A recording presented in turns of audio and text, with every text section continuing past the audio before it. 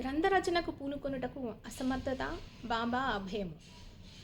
శ్రీ సాయి సచ్చరిత్ర గ్రంథరచనకు తగిన సమర్థత గలవాడను కానని హేమట్ పంతు భయపడెను. అతడు ఇట్లనుకొనెను, నా యొక్క సన్నిహిత స్నేహితుని జీవిత చరిత్రయే నాకు తెలియదు, నా మనస్సే నాకు గోచరము కాకున్నది. ఇట్టి స్థితిలో ఒక యోగీశ్వరుని చరిత్రను నేనెట్లు వ్రాయగలను? అవతార పురుషుల లక్షణములను ఎట్లు వర్ణించగలను? వేదములే వారిని పొగడలేకుండెను. తాను యోగి అయిన గాని యోగి యొక్క జీవితమును గ్రహింపజాలడు. అట్టిచో వారి మహిమలను నేనెట్లు కీర్తించగలను? సప్త సముద్రముల లోతును గొలువవచ్చును, ఆకాశమున గుడ్డలో వేసి మూయవచ్చును, కానీ యోగీశ్వరుని చరిత్ర వ్రాయట బహు కష్టము. ఇది గొప్ప సాహస కృత్యమని కూడా నాకు తెలియను. అందువలన నలుగురిలో నవ్వుల పాలగుదునేమోనని భయపడి ఈ శ్రీ సాయీశ్వరుని అనుగ్రహము కొరకు ప్రార్థించను. మహారాష్ట్ర దేశంలోని ప్రథమ కవి యోగీశ్వరుడైన జ్ఞానేశ్వర మహారాజు యోగుల చరిత్ర వ్రాసిన వారిని భగవంతుడు ప్రేమించునని చెప్పియున్నారు. ఏ భక్తులు యోగుల చరిత్రలను వ్రాయు కుతూహల పడదరో వారి కోరికలు నెరవేరినట్లు, వారి గ్రంథములు కొనసాగునట్లు చేయుటకు యోగులను అనేక మార్గములను అవలంబించెదరు. యోగిలే ఇట్టి పనికి ప్రేరేపింతురు. దానిని నెరవేర్చుటకు భక్తుని కారణమాత్రునిగా నుంచి వారి కార్యములను వారే కొనసాగించుకొనుదురు. 1700 సంవత్సరములో మహీపతి పండితుడు యోగీశ్వరుల చరిత్రను వ్రాయుటకు కాంక్షించెను. యోగులు అతనిని ప్రోత్సహించి ఆ కార్యమును కొనసాగించిరి. అట్లే 1800 సంవత్సరంలో దాసగుణ యొక్క సేవను ఆమోదించిరి. మహీపతి 4 గ్రంథములను వ్రాసెను. అవి భక్త విజయము, సంత విజయము, భక్త లీలామృతము, సంత లీలామృతము అనునవి. దాసగును వ్రాసినవి భక్త లీలామృతము, సంత కథామృతమును మాత్రమే. ఆధునిక యోగుల వీని యందు గలవు. భక్త లీలామృతంలోని 31, 32, 33వ అధ్యాయములందు, సంత కథామృతములోని 57వ అధ్యాయమునందును సాయిబాబా జీవిత చరిత్రయు వారి బోధనలు చక్కగా విశదీకరింపబడినది. ఇవి సాయిలీల మాసపత్రికా సంపుటను 17 సంచికలు 11, 12 నందు ప్రచురితం. చదువరులు ఈ అధ్యాయములను కూడా పఠించవలెను.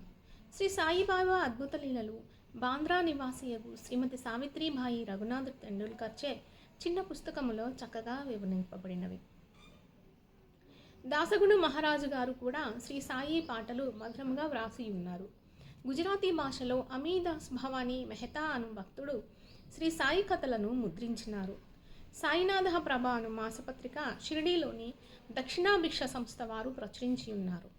ఇన్ని గ్రంథములుండగా ప్రస్తుత సచ్చరిత్ర వ్రాయుటకు కారణమేమి, దాని అవసరమేమి అని ఎవరినైనా ప్రశ్నింపవచ్చును.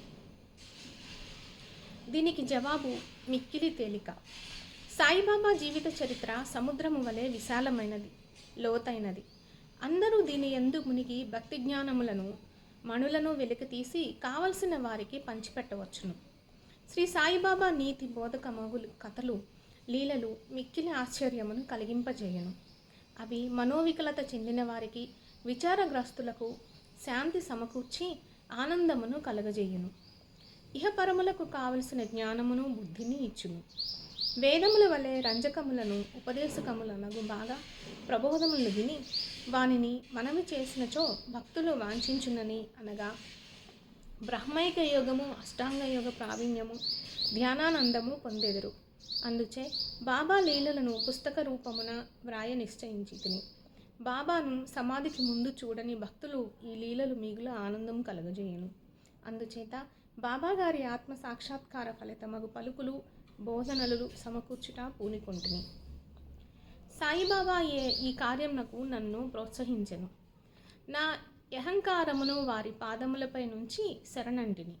కావున నా మార్గము సవ్యమైనదనియు, బాబా ఇహపర సౌఖ్యములు తప్పక దయచేయుననియు నమ్మియుంటిని.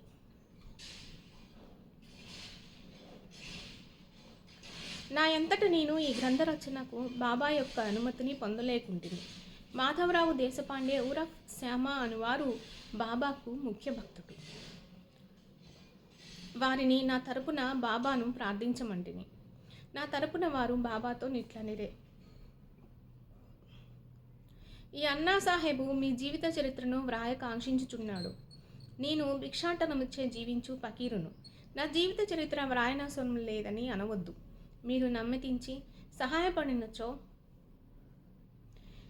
సమ్మతించి సహాయపడినచో వారు వ్రాసెదరు.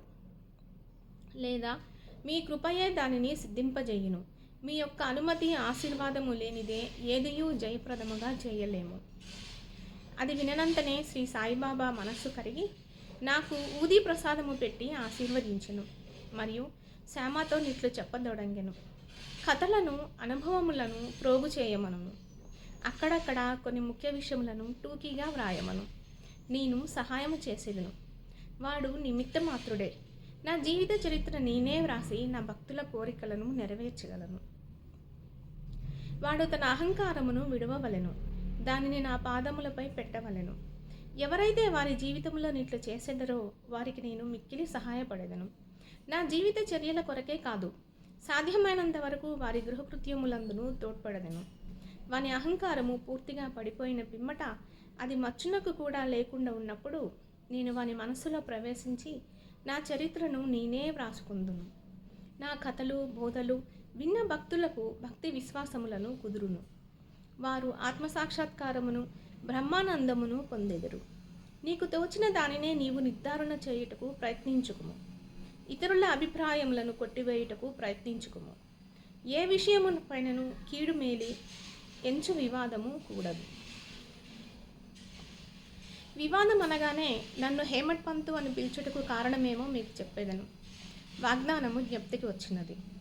ఇప్పుడు దానినే మీకు చెప్పబోచున్నాను. కాకా సాహెబ్ దీక్షిత్, నానాసాహెబ్ చాందోర్కరులతో నేను ఎక్కువ స్నేహంతో నుండిని.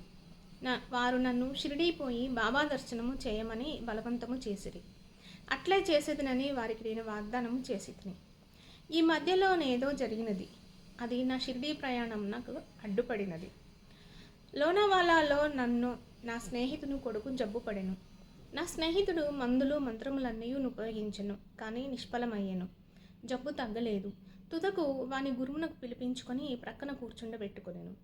నా ప్రయోజనము లేకుండెను. ఈ సంగతి విని నా స్నేహితుని కుమారుని రక్షించలేనట్టి గురువు యొక్క ప్రయోజనమేమి? గురువు మనకు ఏమీ సహాయము చేయలేనప్పుడు నేను షిరిడీ ఎలా పోవలెను అని భావించి షిరిడీ ప్రయాణంను మానుకుంటుని. కానీ కానున్నది కాకమానదు. అది ఈ క్రింది విధముగా జరిగెను. నానాసాహెబ్ చాందోర్కర్ ప్రాంతీయ రెవెన్యూ అధికారి. ఉద్యోగరీత్యా ఒకనాడు వసయికి పర్యటనకై పోవుచుండెను. ఠాణా నుండి దాదరకు వచ్చి ఇచ్చట వసయి పోవు బండి కొరకు కనిపెట్టుకుని ఉండెను. ఈలోగా బాంద్రా లోకల్ బండి వచ్చెను. దానిలో కూర్చొని బాంద్రా వచ్చి నన్ను పిలిచి షిరిడీ ప్రయాణంకు వాయిదా వేసినందులకు నాకై కోపించెను. నానా చెప్పినది సంతోషదాయకమైన సమ్మతముగా ఉండెను. అందుచే ఆ రాత్రి షిరిడీకి పోవ నిశ్చయించితిని. సామానులు కట్టుకుని షిరిడీకి బయలుదేరితిని. బాంద్రా నుండి దాదరు వెళ్ళి అచ్చట మన్మాడ్ వెళ్ళి రైలు ఎక్కవలెనని అనుకుంటుని. అటుడనే దాదరుకు టికెట్ కొని రైలు రాగానే ఎక్కి కూర్చుంటిని. బండి ఇక బయలుదేరుననగా మహమ్మదీయుడొకడు నేను కూర్చున్న పెట్టెలోనికి హడావిడిగా వచ్చి నా సరంజామాన అంతయు చూచి ఎక్కడకు పోవుచుంటివని ప్రశ్నించెను.